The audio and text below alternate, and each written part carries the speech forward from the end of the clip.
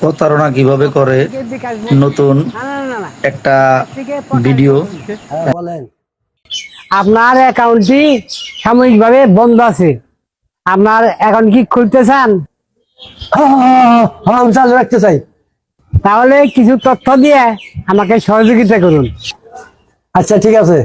আপনার এই সিমটি কার নামে বিকাশ করা? আমার নামে রুবেল রুবেল রুবেল আমার নামে।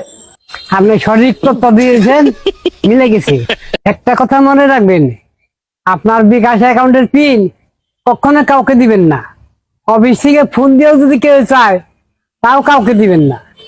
এই যে আমি ফোন দেওয়ার কথা বলতেছি, আমি কি আপনার কাছে পিন নাম্বার চাইছি? বলেন, কখনো চাইছি?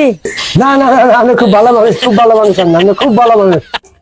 শুনেন, আপনার কাছ থেকে আমার কিছু তথ্য জানার আছে, আপনি ক্যালকুলেটরটা হাতে নেন। হ্যাঁ বলেন বলেন। ক্যালকুলেটরে আপনি বিকাশের পিন নাম্বারটা তুলেন। এই মুখে বলেন না, মুখে বলেন না, মুখে বললে আমি শুনে ফেলবো। এখন এই সংখ্যাকে বিকাশের হটলাইন 16,247 দিয়ে গুণ দেন।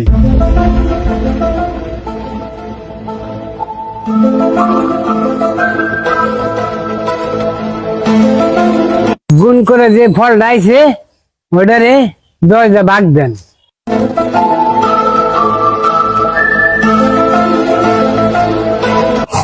এখন যে ফলাফল আছে আমার, ওইটারে বিকাশে হটলাইন 16,247 দিয়ে ভাগ দেন।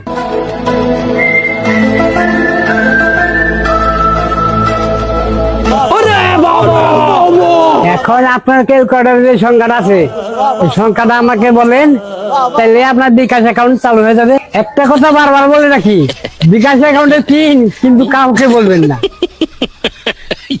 11,223।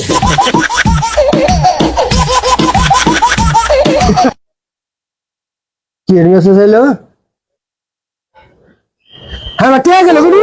হ্যাঁ হ্যাঁ কে গেল গুরু? এইভাবেই প্রতারণা করে, নতুন নতুন ফোন দিয়ে বের করে প্রতারকরা। ধন্যবাদ। ভিডিওটা দেখলে ভালো লাগলে লাইক দিবেন, অন্যকেও দেখাই দিবেন, ঠিক আছে, শেয়ার করে। ধন্যবাদ।